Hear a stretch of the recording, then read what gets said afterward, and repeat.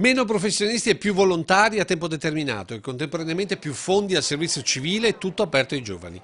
E questa è la decisione presa dall'ultimo Consiglio dei Ministri che riguarda in particolar modo il Veneto, dove il mondo del volontariato è una parte importante delle nostre comunità. Militari di professione ridotti per far arrivare fino al 40% i soldati con contratto a tempo determinato su base volontaria, quasi un ritorno al servizio di leva. Ma è l'apertura anche economica al servizio civile la vera svolta, con la possibilità di arruolare con una seppur piccola retribuzione oltre 100.000 giovani in 14.000 enti accreditati e tra questi molti di protezione civile.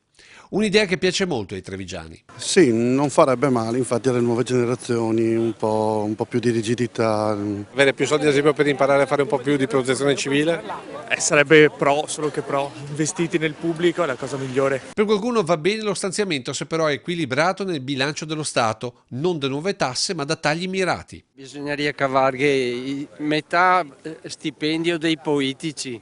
Certo. Cavare tutte quelle cose, quelle agevolazioni che è una vergogna con tutta la gente che patisse a fame. Anche ai giovani approvazione con qualche riserva. Qual è il limite che vede lei?